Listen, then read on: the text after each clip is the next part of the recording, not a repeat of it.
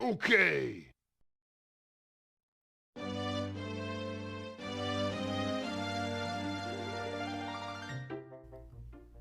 The 1998 Odyssey featuring the hero of time has managed to age wonderfully, and is hailed to this day as one of the best games of all time. So what's in yet another video singing its praises? For one, I like to watch videos about my favorite games. I get to recap the story, hear a different perspective, and listen to someone talk about something I like. Hopefully listeners here can enjoy my discussion as much as I enjoy listening to others. Thank you for watching.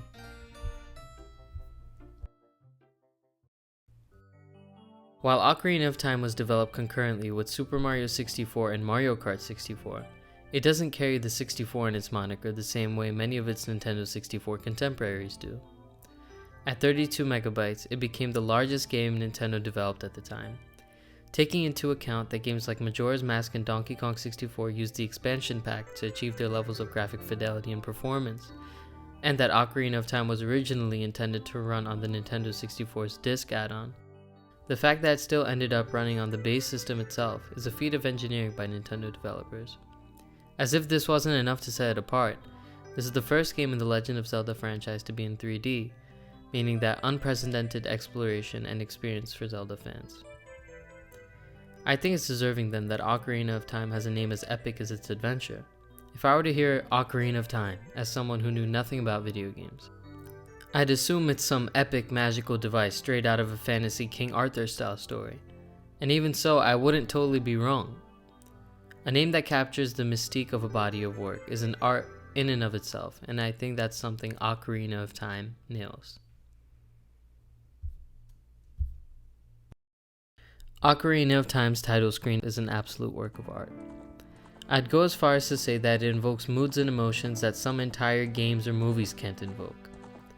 As the moon rises higher in the sky, a knight and his horse traverse the moonlit landscapes of Hyrule Field without a soul in sight. They rest by the river and ride until the dawn of a new day.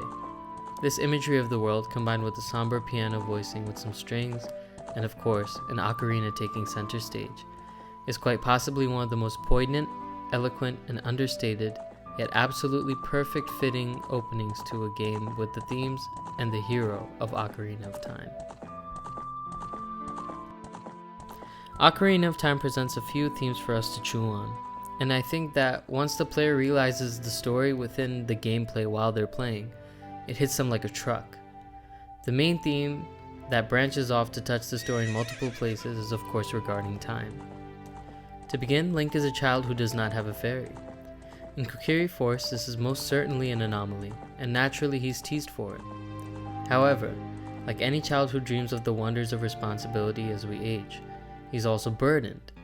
Once he gets his fairy, he's tasked with saving the Deku Tree, and ultimately must leave his home, the dying Deku Tree, and his friend Saria. Using Saria's gift, an ocarina, he ventures into the vast kingdom of Hyrule to stop the evil king that the great Deku warned him of. He works hard to gather spiritual stones he learns of upon meeting Princess Zelda, and in attempting to return to Zelda, he witnesses Zelda and her retainer Impa escaping the castle, followed by Ganondorf, who tramples upon the Kokiri child attempting to defend Zelda. Link gets up, retrieves Zelda's Ocarina of Time, and ventures to the Temple of Time. Until now, the main theme of time has affected Link in the sense of chipping away at his innocence. Yet, the boy is unfazed, and he takes on the perks of getting older, such as having a fairy and a sword, and continues on his quest. However, what happens next is more backbreaking than ever. Link was not ready to pull the sword from the Temple of Time. In exchange, he falls asleep for 7 years. To put this into perspective, Link, the child who was tasked with saving the kingdom, now has his childhood interrupted, but now he's completely lost it. While playing, I just thought, wow, Link is big and strong because he pulled the Master Sword. It wasn't until I really thought about it that I realized how cruel it really is. As we grow, we have time to process things, to come to terms with them, and to come to peace with them, and in turn, find happiness in the good of our lives. Link was not only stripped of the happiness of his childhood, but also the opportunity to even process what it means to accept his fate.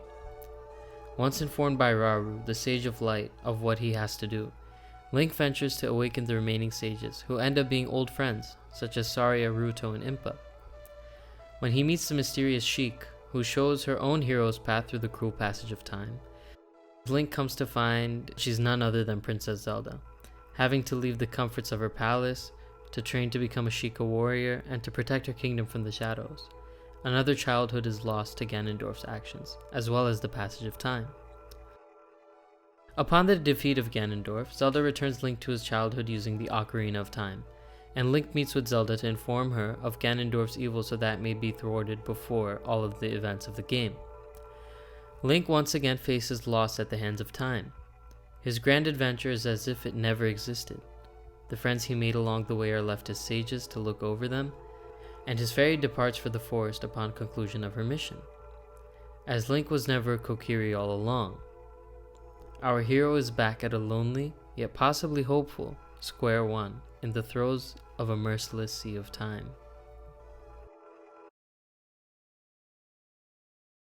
One thing Ocarina of Time, and most if not all Zelda games do, is demonstrate absolute mastery over subtext.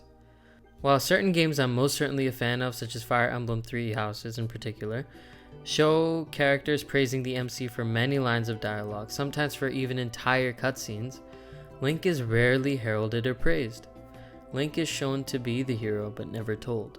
For example, while trying to obtain spiritual stones and medallions, Link ends up saving Princess Ruto and ridding Jabu Jabu of his parasite. Link is never acknowledged for this heroism, but as the player we get to see it.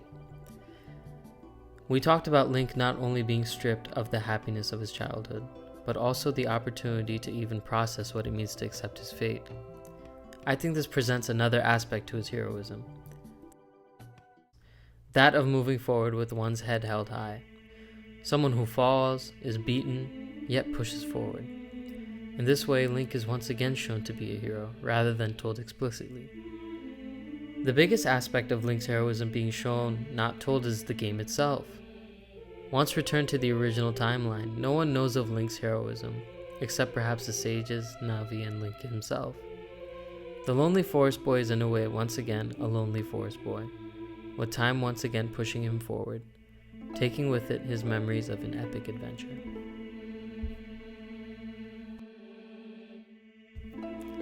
If you've made it to the end of this video, I just want to give a sincere thank you. This is my first time making a sort of video like this, or any video really.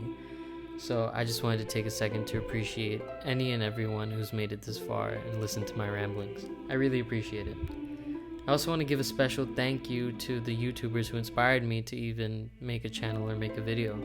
So thank you to Zeltic, Liam Triforce, and Nintendo Black Crisis. You guys are the best.